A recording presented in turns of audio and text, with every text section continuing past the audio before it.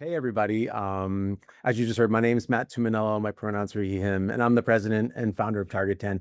Thanks for tuning in today. Thanks to TTRA for helping us make this possible and produce it.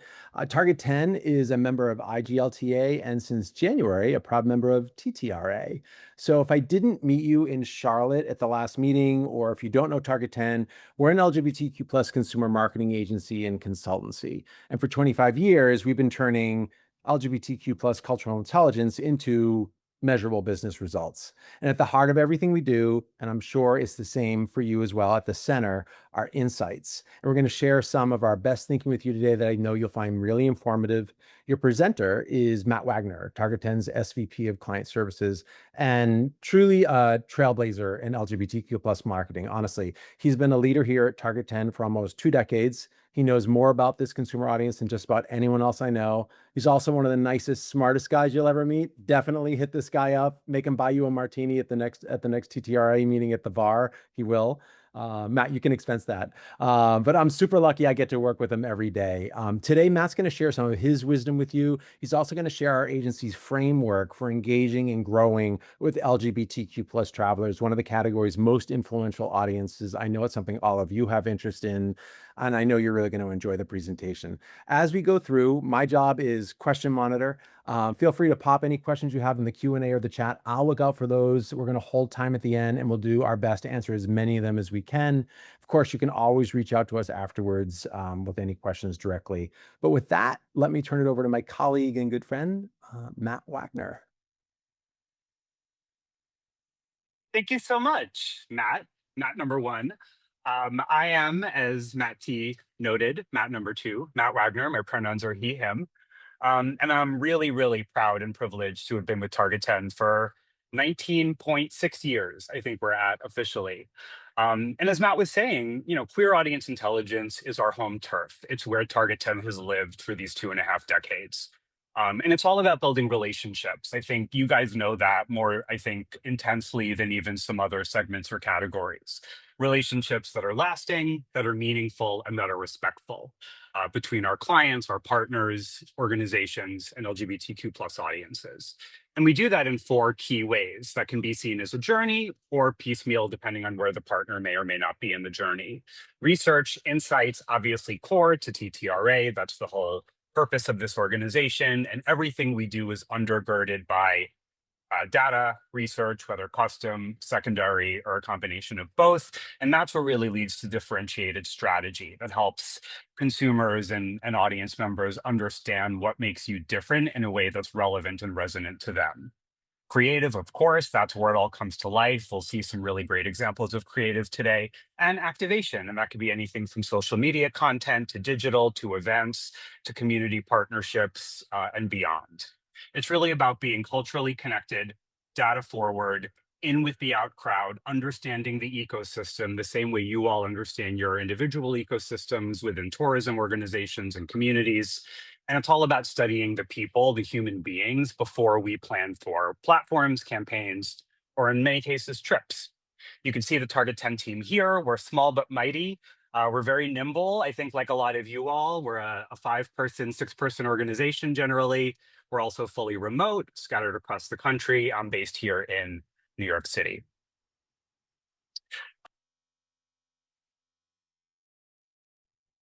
A little more about me, just because I think it's nice to understand the person behind the presenter. I'll kind of walk through this quickly, but I was born in South Brooklyn, down in a neighborhood called Manhattan Beach. Not many people are aware of it. If they are, they think of the California one, which is a little nicer. Not that Manhattan Beach, Brooklyn is bad. It's right near Coney Island and Sheepshead Bay, if that means anything to anyone. But working class background, two New York City public school teachers where trips were few and far between. And when we'd go on them, it was usually more of a Lake George destination than San Francisco, although we did get to San Francisco. But it really, I think, put in me and instilled in me a desire to travel and see more. And so I wound up hop and a skip away at Columbia. So Upper West Side, not too far from Brooklyn. But at that point, I was able to travel to London to study abroad there. for half the year, which was amazing. And I traveled solo throughout Europe, which was really exciting. This was back in 2005. And then when I got my first job, I landed in Bushwick, Brooklyn, which is a very different part of Brooklyn from Sheepshead Bay, if anyone's familiar. And at that point, I was really traveling to and from Chelsea and Hell's Kitchen, which are what you'd call gayborhoods, or at least Chelsea was back then, perhaps not so much these days. And I became enamored with it. And so couple of years later, I picked up and moved to Hell's Kitchen, which is where I've now been for 17 years. And working at Target 10, I've had the opportunity to be on the road really nonstop, especially during the summers, going to prides, LGBTQ film festivals, conferences, speaking engagements as I became more senior. And P-Town in particular, Fire Alley when I was younger, but Provincetown really has become a personal anchor for me. It's where Matu Manila is right now. It's where I'll be starting next Wednesday. Can't wait. But just to give you a little sense of where I've been and what's really ultimately the result of that, it's the memories, it's the friends, it's the looking back on these moments that shaped you and all the different ways in which that travel affected you as a human being. So just wanted to give a little bit of that before really jumping in. But what we're hearing from TTRA members, we did a survey a couple weeks ago and got some great responses from all different kinds of folks. And we were seeing that there was a really strong understanding that this audience matters, right? There's an intuitive grasp of that. But the activity or the understanding is uneven. There's not a ton of dedicated work. It's often pride focused, if it exists at all. And there's not as much of a sustained strategy around it. And so, for that reason, better insights are in demand, right? When aren't they? But I think, especially when there's a scarcity of information to begin with, or it's a more complex topic, you really want those sharper insights to unlock the opportunity. So, that's what we're hoping to do for you today. So you'll leave with four key things, but really ultimately this redounds to a deeper understanding of the person behind the traveler, as I've been saying. But we'll distinguish the cultural factors that set queer travelers apart from the broader market. We'll uncover how identity, community, safety, belonging, and representation shape decisions through a proprietary framework we're calling the 4Bs. Strengthen marketing partnerships and visitor experiences through just more genuine engagement, and apply some practical strategies across destinations, attractions, hospitality, and travel brands. And I'd argue that a lot of these lessons live above and beyond travel. They're certainly specific to travel here, but I think there's a lot of human insights here as well that take you beyond demographics. So just to kick off, wanted to level set on who is the LGBTQ plus audience. And one thing to note, I might switch between saying LGBTQ plus and queer. They mean the same thing to me. One's a touch easier to say, but we'll get into that a bit, but just in case anyone's wondering about that. But just to look at the basics here, it's a huge and growing segment, really, when you look at it. The number of US adults identifying as LGBTQ plus has more than doubled in a decade, and younger adults are expanding the audience. And that's really because it's just becoming more and more acceptable socio-culturally to identify as LGBTQ plus. Maybe the last few years have been a bit rougher in that realm, but I think overarchingly, that's the direction we're heading in. So it's not necessarily that there are really fewer queer people who are Gen X or boomers or older. It's just that they haven't come out or they haven't even quite realized it themselves. So we're seeing 1 in 8, nearly 15% of all US adults identify as a member of the community. That number explodes to 1 in 4. 23% of adults under 30 identify as queer. That's a huge number of people. The community takes, on average, 3+ trips a year and spend on average about $4,000 annually on travel spent.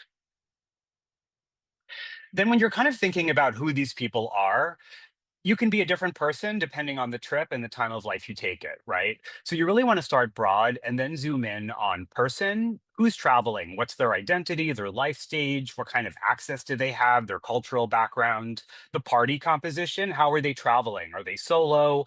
Are they a couple, family, group? And then of course, place, where are they going? Going to Provincetown is very different than going to St. Louis.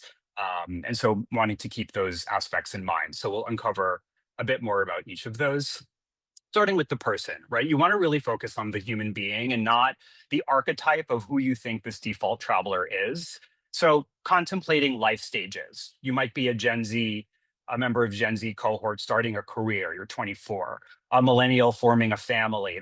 I'm an elder millennial, so that's a little more my realm. Couples who are recently retired and just looking to really blow their travel out. The ages and stages make a big difference. And then you're going to layer in identity and culture, whether race, ethnicity, gender expression, other cultural factors shape how welcome is read and experienced. And then households, whether you're single, traveling with a roommate, couples, chosen family, biological family, these things all affect how and where you're planning your trips. And when it comes to family, parenting is a reminder, not all queer travelers or singles or couples or groups. Nearly 1 in 5 of LGBTQ adults are parenting a minor, and that number will only increase as we're seeing that Gen Z and Gen Alpha have increasingly higher motivation to have families. They're self-reporting, they're more interested in having families than previous generations. So this is an area to really keep an eye on, and probably a really nice white space that's not as focused on as much as it could be in more nuanced ways. Then travel mode. As I was saying, people travel differently, different moments in time. Is it work? Is it pleasure? Are you going with a group? Are you going with a partner? Frolic Weekends is an interesting example. It actually just occurred in Provincetown, Massachusetts. You're going to hear P-Town a lot because it's just such a unique location and I have a personal connection to it. So apologies in advance, but it's got a lot of lessons built into it, I think. There are seasonal sort of themed weeks all throughout the summer in P-Town, as is the case in many resort destinations. Frolic Weekend is specifically for queer men of color who really don't get a lot of dedicated space, especially in a place like Provincetown. So it means a lot to have this event, and it's a huge event each year. But you might attend this event in very different ways. If you're alone, which happens plenty of times, I've traveled alone decent number of times, you've got that agency, that confidence. You've probably traveled before, you're more mature, you're more experienced. You've got a plan, or you want a plan that works without a companion. You might be partnered. That's when you're looking for just ease, right? When it comes to things like booking a room or just having public affection without kind of looking around to make sure that you can do it.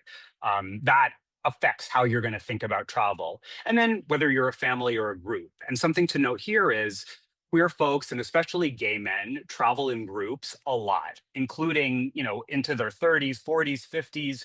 Friend groups are very, very important to queer people, in particular queer men, in terms of like larger groups. So whether they're renting an Airbnb in a destination or traveling for an event or a party or a pride, or not for something LGBTQ specific, but it's still a group of guys. That's a very common sort of modality of travel. And then this is maybe the most obvious, but local norms, laws, these are super important, especially if you're queer and especially if you're a person of color or have other intersectional identities that unfortunately can generate more scrutiny. Just wanting to make sure that the invitation is credible and that it reflects current conditions and shares what the reality on the ground is.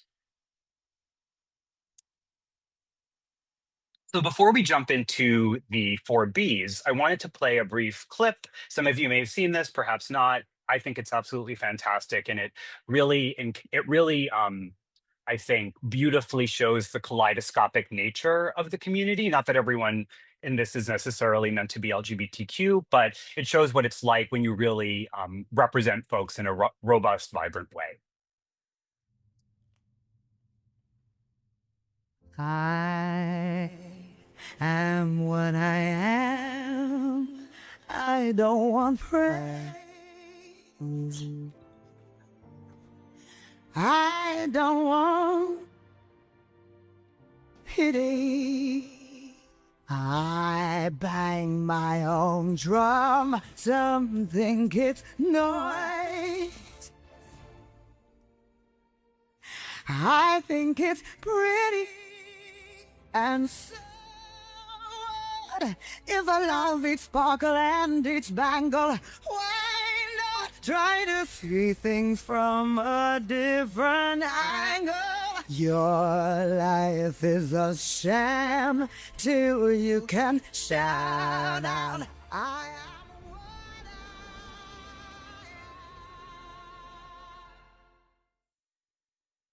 I mean, if that doesn't make you want to book a ticket on Virgin immediately, I don't know what will. And what's cool about this too is the song itself is also written and sung by, or not written, sung, performed by an LGBTQ musician. So multiple layers and levels to that one. So let's kick off the 4Bs. Really, it's 4 principles to guide your thinking when it comes to LGBTQ audiences. Number 1, be safe. Can I, as the traveler, exhale instead of scan? I referenced that a little bit earlier. Be seen. Can I recognize myself in the invitation? Belong. Does the welcome live beyond tentpole moments like Pride Month? And be myself. Can I enjoy the trip overarchingly without editing myself as a traveler? So we'll get into each of these. Firstly, be safe. So what we're seeing is trust starts for queer people before the trip. No surprise there, right? There's extra research that's done to instill confidence that the trip will be successful, excuse me, as well as safe. There's typically an average of 18 hours of research done by LGBTQ folks, 12 hours general, just looking into the trip, the destination, how to get there, and then an entire 6 additional hours to verify safety, welcome, and access, 50% of the time they spent on every other aspect of the trip. 83% prefer destinations known to be at a baseline queer welcoming.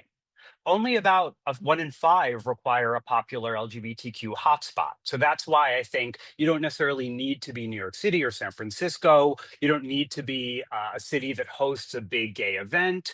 You could be, to reference it again, St. Louis. And as long as folks know that it's LGBTQ welcoming in whatever way that means, welcoming to them and to you and to the tourism board, that's really all that's needed, because we don't all have to go to places that are specifically for LGBTQ reasons. No surprise, 84% safety is very important, and a full 3/4 value identity-specific guides, hosts, businesses, or other signals. So we'll look at a few examples of those. And then certainly just keeping in mind, yet again, local laws matter. Still, more than 60 countries criminalize consensual same-sex relations. How they enforce that or punish it is different, but it's important to keep in mind that this is a real reality in a large swath of the world. And then you really want to understand, what can you control, what can you influence, and what can't you quite guarantee, right? You can control things like truthful current guidance, inclusive content, whether owned or partners, trainings for staff, partners, associations, who you're working with in the community. These are all things that are typically within your control, that you can affect and flex to be as welcoming as possible to all kinds of travelers. Then there's what you don't necessarily have direct control over, but you can influence. Things like local business guidance, venue improvements, protocols for events, how you engage with organizations like Pride festivals. And you can scale proof here, even if you don't directly control it. So booking.com, for example, has Travel Proud that lists verified training of this sort across over 140,000 properties in over 20,000 cities and across a variety of languages. Those proof points are super important for folks that just want to make sure they'll be safe when they get to a destination. And then just being real about what you can't guarantee: state law, the behavior of every person there, or completely risk-free travel, but being able to make what you might call a bounded promise of things you can control or influence is important. I think Fort Lauderdale did a really nice job here. We all know Fort Lauderdale is a big LGBTQ destination, as well as a home for a lot of queer folks.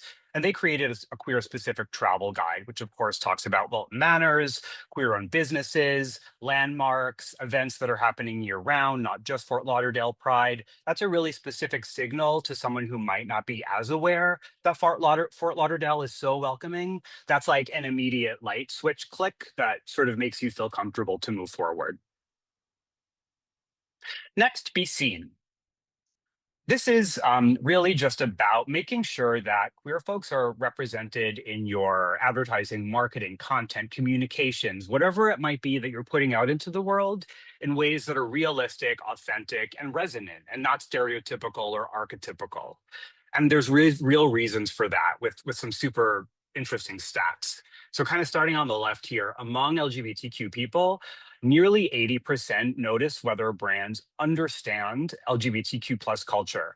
Note, that's not represent queer people, it's understand culture, which then leads to proper representation of queer people. That's it, I think, a nuance that's worth noting, because there's an active sense of attention amongst most queer people because not very many folks advertise to us, and especially right now. So when it happens, it really gets noticed in a great way, but you want to take care to do it the right way because there will be, there's an added level of, I'm going to really look at this to see if this is what they mean.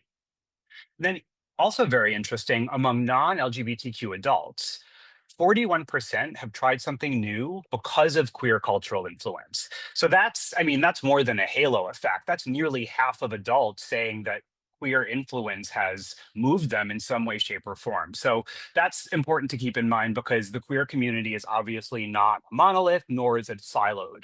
Things that we do and talk about and like and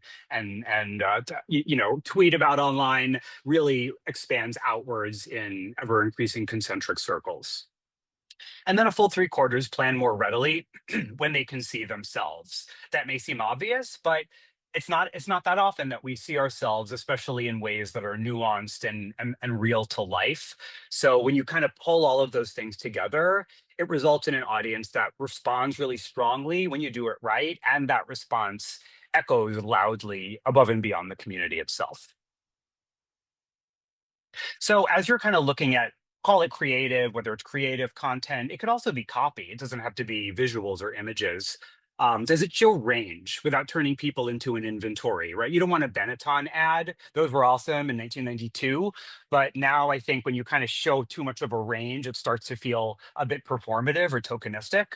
And one of the ways to help adjust that is what's the role? What's the motivation of the traveler? They're not just sort of like in an ad sort of just there to be there. Show them doing something more real that also relates to the destination. And that's the third part. You want to make sure that, are you Los Angeles, are you San Diego, are you San Francisco, or are you Long Beach? And what about you differentiates that experience for a queer traveler so they can see themselves not just in California or at a beach, but at Santa Monica Pier or what have you.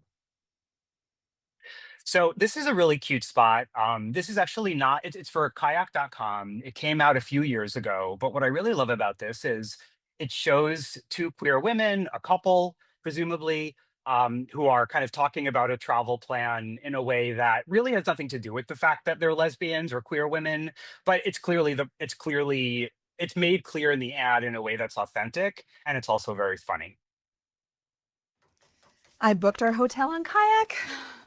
It's flexible if we need to cancel. Cancel? I haven't been anywhere in over a year. And nothing will stop me from vacation!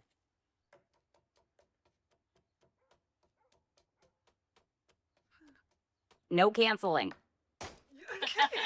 Flexible cancellation. For when you need it or don't. Kayak. Search one and done. So that gives me a giggle every time. Obviously, very post-COVID, although it's an insight that probably could apply anytime, but was particularly resonant when we'd all been trapped.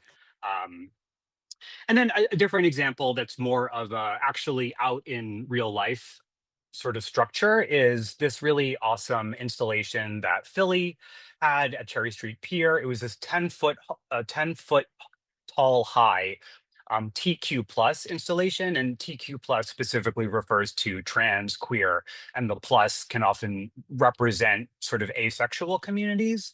And what was really nice is those are among the more marginalized within an already marginalized group. And so the point was to provide visibility and exposure and a sense of belonging to folks who might feel pushed to the edges.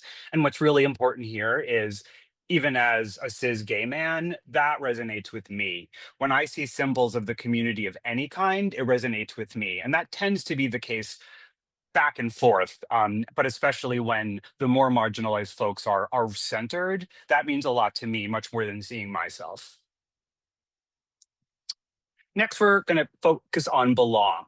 And so belong, you might think of welcome as it's a system, or it could be, should be, versus a sticker that you're slapping on. And so there's kind of 5 components here. There's people, ideally having some queer folks behind the scenes helping to shape the work, and then informing staff partners so they know what to do. Product, whatever that may be for you, whether you're a hotel, an airline, a DMO, a convention center, a park, making sure that that welcome is bookable, searchable, and useful by all kinds of people. Policy, of course, just current standards, safety information is truthful and up to date. Portrayal that queer folks appear with specificity and range, as I was saying, not as seasonal decoration. We don't want rainbow washing or pink washing, slapping a rainbow logo up. Kind of the days of that have passed us. And then this is really a key one, persistence. Just having a bit of a cadence above and beyond the more obvious moments. And again, it doesn't have to be every day, every week, or even every month, as long as you're showing up in and for LGBTQ folks periodically throughout the year, that will be enough to show that there is a sense of continuity and the understanding that we exist all year round, just like other travelers. And if one of the P's is missing, the experience will start to shift and potentially wobble depending on how far it goes. So just to take a look at a few more data points here, again, focusing on that persistence and that continuity. 87% of folks want community involved in making the work. That really helps it feel like it's intentional and not a bolt-on, which is sometimes the assumption. Almost 70% of non-queer consumers say that queer cultural moments can drive behavior. So another version of that influence halo effect stat that, again, shows how LGBTQ folks influence their friends, families, colleagues, et cetera.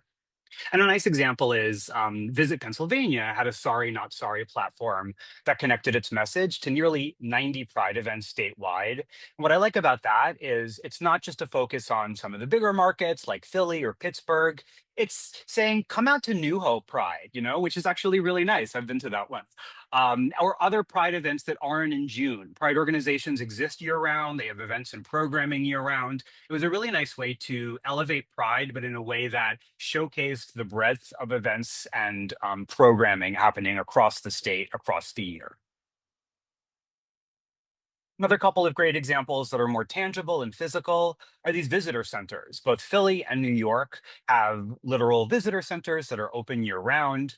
New York's just opened in the last year or two, the Stonewall Visitor Center right next to Stonewall Bar, which is a historical monument.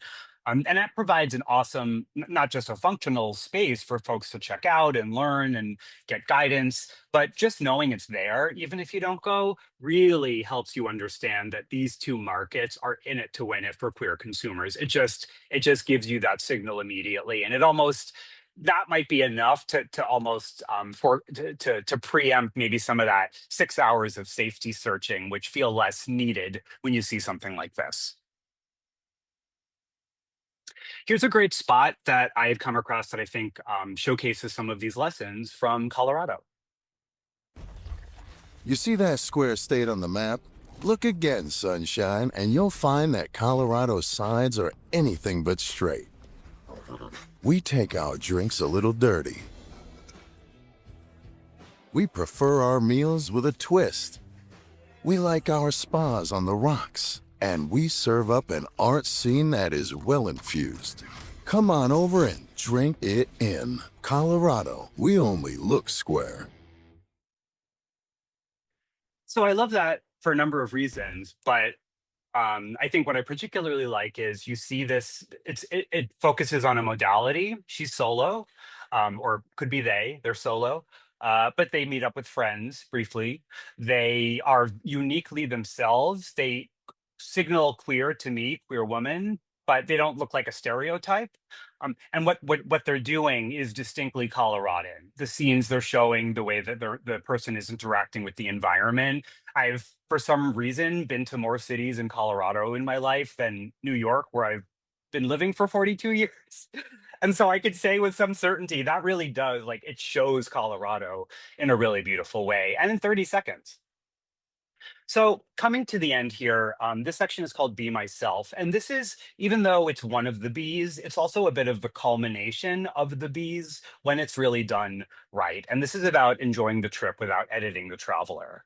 And the point here is, for many, I would say most queer travelers, the highest value outcome is freedom from self-editing. It's not getting a rainbow cocktail at check-in or having a little, a note that gives you the best Pride experiences left on the pillow. Those are all awesome, but it's not having to feel like you're being looked at or that there's a safety concern. that, you know, the trip fits the traveler, the companions, the community, and the place. I think a line that I really liked is the nervous system gets to come on vacation too. That's a very real thing. And even just to give an example of my own, you know, I'm from South Brooklyn. It's perfectly safe down there, but it's not Hell's Kitchen, nor is it Chelsea. How I dress, behave, act when I'm visiting my parents down there is very different than how I might act or behave here in Hell's Kitchen, which is also very different from how when I was 22 traveling to East St. Louis for work and learning that St. Louis's neighborhood was in East St. Louis, which is not necessarily the safest part of the city, especially in 2007. But you know, I did all of this research to find this out, and I went there and I had a really good time, and I met some friends that I'm actually still friends with 20 years later. But you know, you can't quite be yourself in some places the way you can in others. So the closer you can get folks to that, the better it will be for their overarching experience. And you know, this can happen or manifest in a number of ways, right? A trip can ask people to self-edit long before anything goes visibly wrong. And visibly wrong doesn't necessarily mean a catastrophe. It could just be an awkward moment. But again, why have it if we don't need to? So whether it's from the point of booking, again, whether it's a hotel room or an event or an airplane seat, just what's the room language, what's the language, how are you defining relationships between traveling adults and partners, arrivals, being greeted without side eye or assumptions. That's such a cliche sort of note, but like it still happens. You think it wouldn't, but it does. And then just in the moment, those little things that some people are more affectionate and they don't want to, you know, they want to be able to hold hands walking down the street just like everyone else and not having to think about it. That's really key for true ease and peace of mind. And so the last piece of creative that I'll show, this is a spot that also is not travel category specific, although travel plays into it.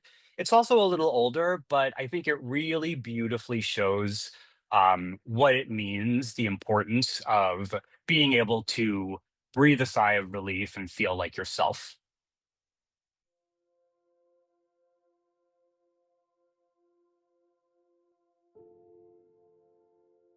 For transgender people, a secure payment doesn't mean protecting yourself from someone buying sneakers with your card. No, if you're transgender, a secure payment means paying for something without being judged, questioned, disrespected, humiliated, harassed, even assaulted, simply because the name on your card doesn't match how you identify. This is about more than just keeping a card safe. It's about keeping us safe.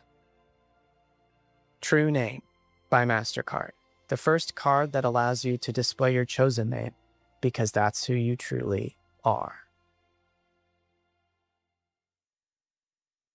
I literally have to like bite my lip to keep from tearing up. I've seen that probably 200 times, but I think it's such a powerful illustration because you could replace like payment with travel and it would be exactly the same, if not more powerful.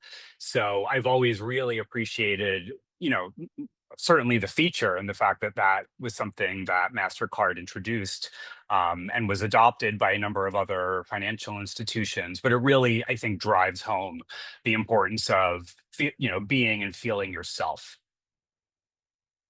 And so just a last few points here. So I think Visit PA, we referenced them earlier. This is just some other creative that shows folks being themselves, just enjoying, right? Whether these first two are a couple or just friends, they're clearly living the life, having a wild time.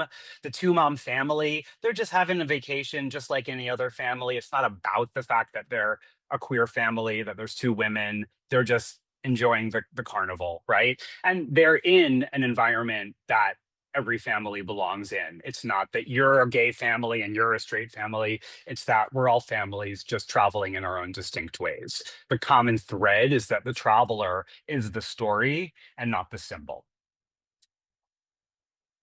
So coming to a close here, the four B's together.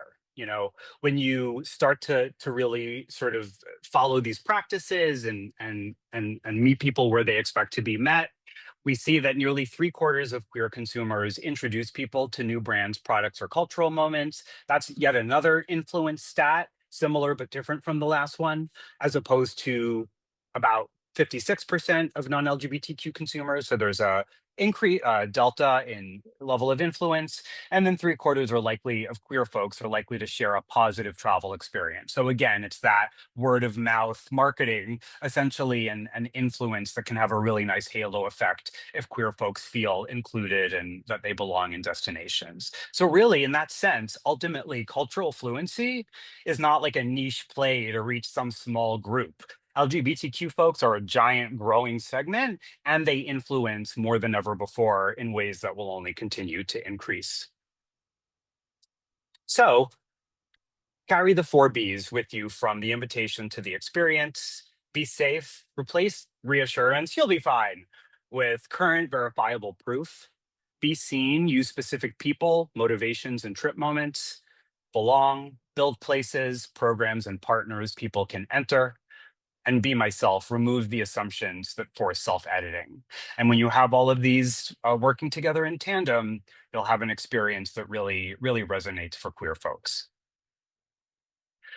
Thought I'd end just on a really nice quote that I've always liked. I've obviously referenced Provincetown quite a lot, but just to read it, Michael Cunningham is an author. He wrote The Hours, among various other novels, and he's famously known for saying, "If I die tomorrow, Provincetown is where I'd want my ashes scattered. Who knows why we fall in love with places or people, with objects or ideas? 30 centuries of literature haven't begun to solve the mystery, nor have they in any way slaked our interest in it. Provincetown is a mysterious place, and those of us who love it tend to do so with a peculiar, inscrutable intensity." And I'd argue that it's because Provincetown has embodied the 4 Bs for as long as it's been around, certainly as a vacation destination and home. And that's what gets you that peculiar, inscrutable intensity that people, if you're familiar with folks that go to P-Town, they love it in their bones. And that's the feeling that you want to generate for your destinations. And with that, I would love to open it up to any questions. And Matt, we've got some here from the Q&A. The first one's from Amy. Hi, Amy. She writes, do LGBTQ plus travelers still respond to explicitly LGBTQ plus focused destination marketing? Or are we reaching a point where broader representation and signals of belonging are more persuasive? That's a really good question. And I would say that both are important, but I would say in this day and age in particular, but even if it were 5, 10 years ago, having explicit LGBTQ plus focused creative communications messaging is really what will seal the deal. Because more and more, you do have a lot of destinations that are at a baseline inclusive. And if you go to their website or look at their marketing materials, there is LGBTQ featured, whether specifically for a Pride event. Usually it's for a tentpole date if it's not a destination or a market that's sort of more in it to win it with queer folks like Philly. But all it takes is those handful of nuances, tweaks, a couple of insights that connect queer folks to your destination. And then suddenly, with not a lot of effort or money or time spent, you've got something really sharp that can capture the attention of queer folks in a way that the inclusive might have, but it also might not have. And they might have been comparing 17 destinations that are all inclusive because that's what you want to have as a minimum. So I'd argue that at a baseline you want to be inclusive, but really if there's a reason to go after this consumer, which I would expect nearly any DMO would have, it's better to have that level of specificity if you can. And there's 2 questions from Anna. The first one, she writes, you showed early on that TTRA members see LGBTQ plus travel as highly relevant, but that the work is often uneven or lacks a sustained strategy. For a DMO that wants to better serve and connect with LGBTQ plus travelers, but isn't sure how to move from interest to action, what are the first 1 or 2 steps you would recommend? Yeah, that's a great question. And Matt, I encourage you to jump in as well if you have thoughts. I would say, I mean, give us a ring. My email address is on the slide. No, but where And really, there's all sorts of resources out there. Target 10 certainly, nonprofits are a great resource. You probably have a pride organization in your town. If you're not connected with them, get connected with them. There are probably other local LGBTQ organizations. The NGLCC, the National Gay and Lesbian Chamber of Commerce, has local branches all over the country in addition to a national presence. So there are all sorts of free resources that you can leverage in addition to just searching the web, of course, but to get a little smarter on the community, and then more specifically your LGBTQ community, because they're different in different places. And then honestly, when it comes to just gathering some insights, doing some very simple quant or qual it could be a focus groups with locals or focus groups with those who've shown intent to travel, and just get a little deeper under the skin of those who either you're looking to appeal to, and or those who have indicated they're interested in your location or aspects of it. Because, for example, we did a 20-person qual focus group for one of our clients, totally different category. It was Trojan brand, so it's like condoms. And we spoke to young queer men because Trojan didn't know anything about these guys and they wanted to do some marketing towards them. 7 years ago, that happened. We're still using the insights that were developed from that foundational qual that Target 10 conducted entirely on our own, because many of those insights were just evergreen. Some were a little more specific, many were evergreen, but it wasn't a huge, laborious, expensive project. And it really opened the brand's eyes to all sorts of things that they just never, it was like they didn't know what they didn't know. So that would be, if there is a little budget or bandwidth, that would be kind of a next best step to better understand. Yeah, and I can piggyback on that. I think exactly where you're going, Matt. I think so much travel is like, where do the locals go? Talk to the locals, connect to the locals. And I think DMOs know their backyard so, so well. They know what makes their area or their region great and why everybody loves it. So go to the LGBTQ plus locals and be like, what are your favorite restaurants? What are your favorite things to do? What makes the community here special? Is there something that happens every Wednesday night that everybody loves to do? Like, just kind of get to know, because that's honestly what LGBTQ travelers do. They reach out to locals, other LGBTQ people, like, hey, what should we do? Like, oh my God, this, and often they might promote or recommend something that isn't LGBTQ at all. Our music festival is the best bar none. You have to come for it. But we pregame at this gay restaurant down the street that's so fun. And I'm just kind of making it up and riffing a little bit, but like, talk to your best assets, which are the locals that are LGBTQ plus, to find out the secret sauce. And then you have all of the great tools in your tool bag of what to promote, how to promote. You know exactly how to reach them on social, or exactly how to reach them in the creative.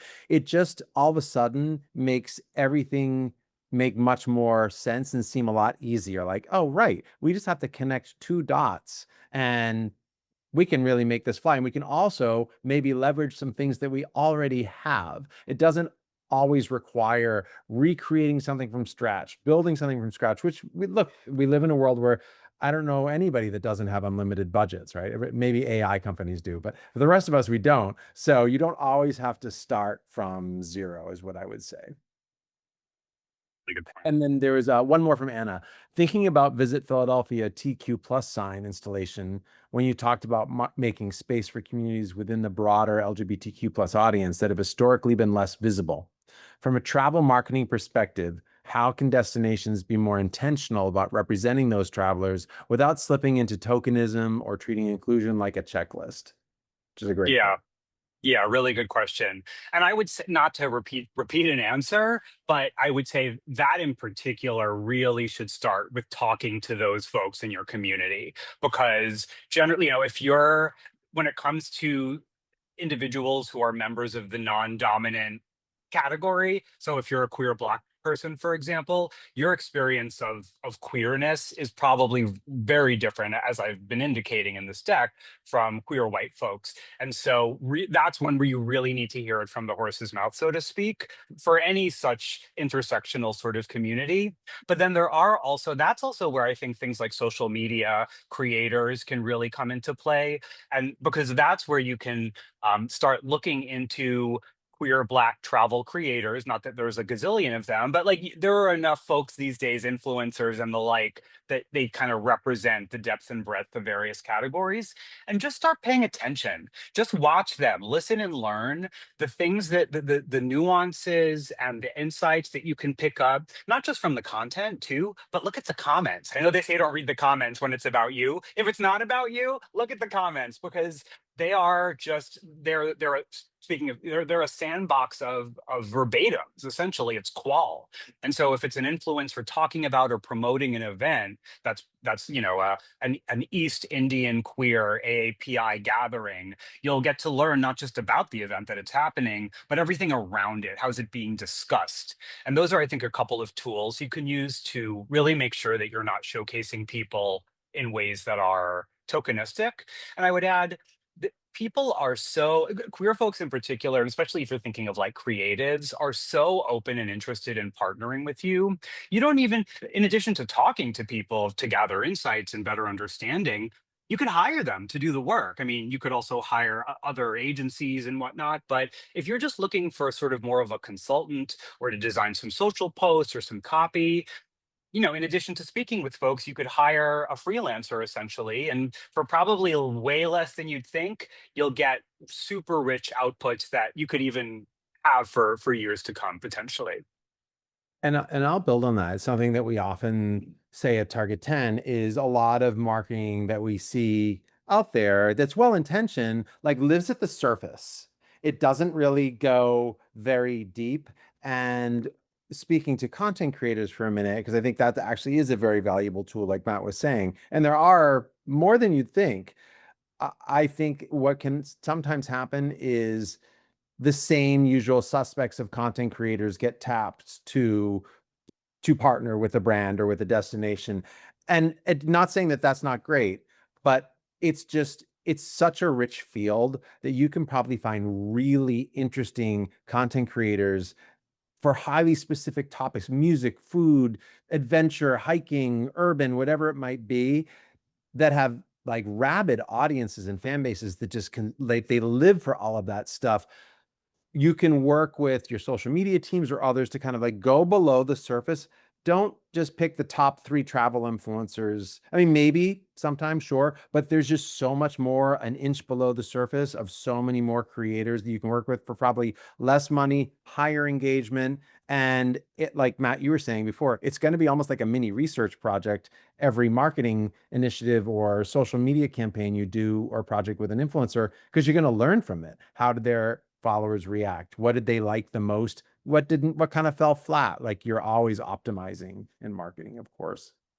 One other quick thing I'd add that made me think of is, in addition to talking to and speaking to and paying attention to folks, if you're aware of or learn of events in particular that are of and by certain subsections of community, go to them, partner with them if you can, table at them, show up at Pride with a table and chit chat with people. Because the other aspect is, by showing up in the spaces and supporting, even if it's just reaching out and saying, hey, we see you're doing an event, why don't you let us support you through our official tourism channels, if and as appropriate? Because that shows them that you're invested in their success as much as you are wanting to use them as leverage to get travelers to come because you think they're awesome. But it's a really nice way of showing mutual support, and it's like a rising tides lifts all boats kind of attitude. So I'd encourage that as well, because I know DMO folks are going to events constantly and representing their offices, and whether it's for fun or professionally.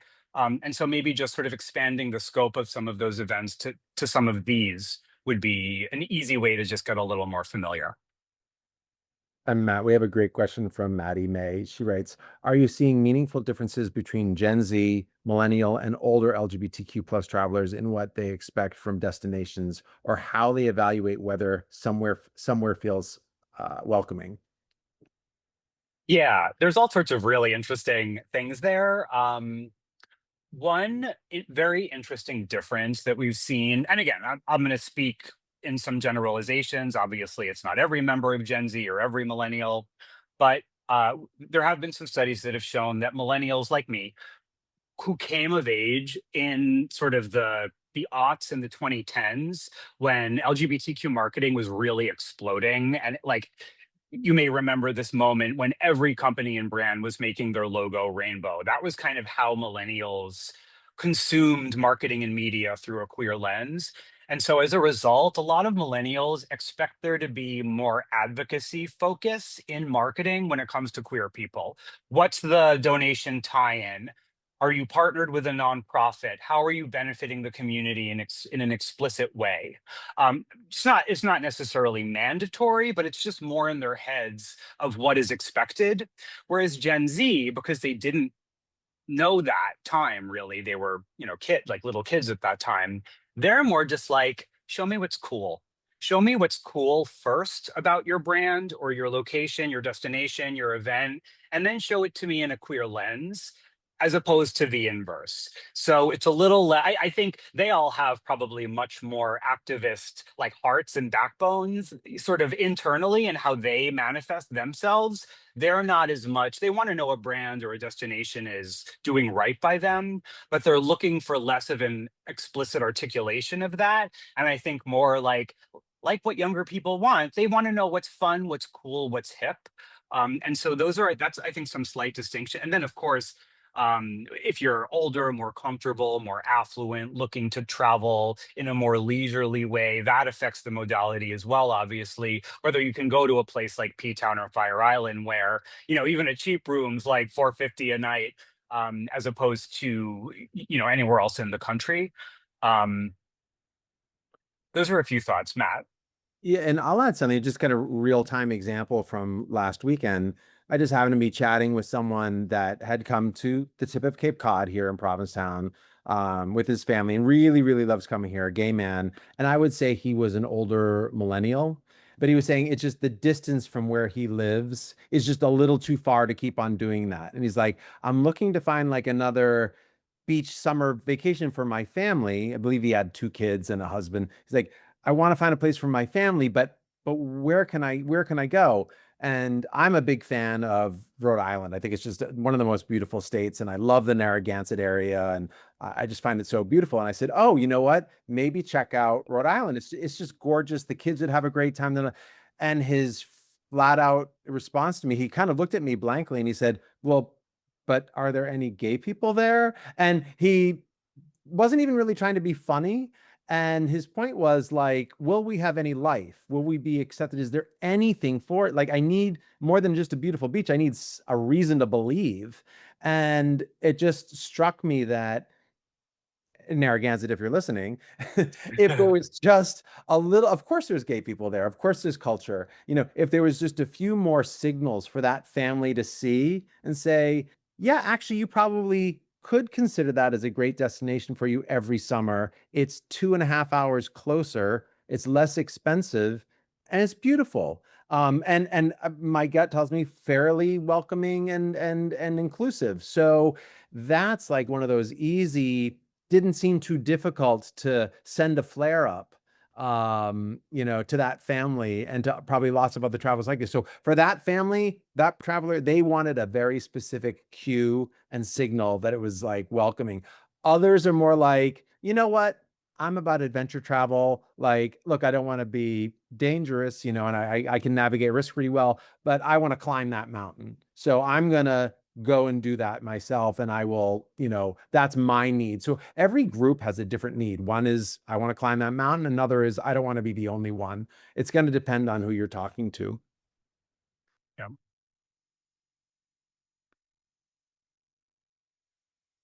And I think the last one I have here was from the chat. Bob says, how can a destination get started to understand where they are today on the 4Bs in a smart, cost-effective way?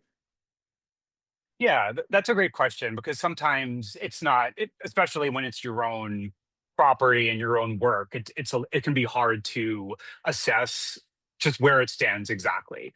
And I think that's where, quite frankly, again, if you're working in partnership with an agency like Target10 or a local community partner, a nonprofit, do a bit of an audit. Look at your website, look at your own social, do some searches to see if someone were to search DMO plus LGBTQ or DMO plus gay fun, or like whatever, like a handful of those sorts of searches might and could very easily be, what comes up, if anything? Is it content from your site? Is it content from reviews that have been written? Even going on review sites, and to the degree that you can, filtering by LGBTQ to see how are LGBTQ people reviewing, maybe not like the destination itself, but activities, hotels, events. Is there overwhelming? What's the sentiment? And now with, for better or for worse, with AI, it's a lot easier and quicker, whether you subscribe to a platform or do some digging yourself, to really get some high quality, extremely accurate sense of like sentiment. And you could even probably to some degree parse down to queer men versus queer women versus other sorts of groups, because you may be scoring really high in one area and not as high in another. If you're Palm Springs, which tends to be and attract older queer people, you might be totally set when it comes to retirees and travel for older folks, but you really want to get some fresh blood. You want some of those Gen Zers to come. So, that's something they would presumably know. But if you're not as much of a well-known queer destination with clearly defined lanes, a very simple audit, I think, would be super helpful. That's also something where, if you have an intern, bring them in, because even if they're not queer, younger people just have oftentimes a better sense of these things, and they can like take a quick look and maybe give you at least a directional push. But ultimately, partnering with an entity that kind of knows this professionally is the best way to do it. We also had a hand up. Hi. We also had a hand up. So should I allow the individual to speak? Do it. Yeah. Yeah. Awesome. I believe it was Ted. Hi, Ted. I've asked him to Ted, I think your unmute and microphone's speak. on mute. If you can, I don't know if it's possible to unmute it. Like we're on a radio show. So I gave him permission to talk and I asked him to unmute. So I think he has to Oh, do here we it. come. Oh, no, I hit it by accident, so I All apologize. good. Hi. Hi. Hi, how are you? Good. How's it going? Good. Always great here in Fort Lauderdale. Love to hear it. Do you represent Fort Lauderdale? Yeah, I work for Visit Lauderdale, and we have, again, doing some great things. Unfortunately, some of the things that are happening at the state level are kind of ruining our groove here, but we're working to work our way around that and maintain kind of our status. I love Ted, that. Do you have, I was just saying, I'm glad you mentioned that because that's something we talk about a lot. I think working in your favor is LGBTQ people fully understand what's in and out of your control. And they fully understand the difference between a state and a city. And you also have a lot of equity built up. So I think I'm seeing things that you guys are doing to signal, to use that word again, and I think it's being heard. So I wouldn't think, for everyone on the call, if you're living in an area that's maybe challenged in the way that Ted's destination might be, it doesn't mean that the game is lost. We're smart. Like we've been around for a while now. We know how to navigate our lives on vacation, and we get it as a segment. We expect a lot, but we're understanding. Right. No, I get that. And we worked really hard here to be very welcoming and to message in appropriate ways. And we see sort of the love paid back. And that's one of the fabulous things about working with this community is that when you invest, you get back, twofold. So it's really fantastic. And we're doing our best. And we're just trying to figure our way around things because we are a government entity. We are really forced to follow the law very, very strictly, and they've sort of made some insidious changes. Again, my view of it. But like I say, you can only do your best. Yeah.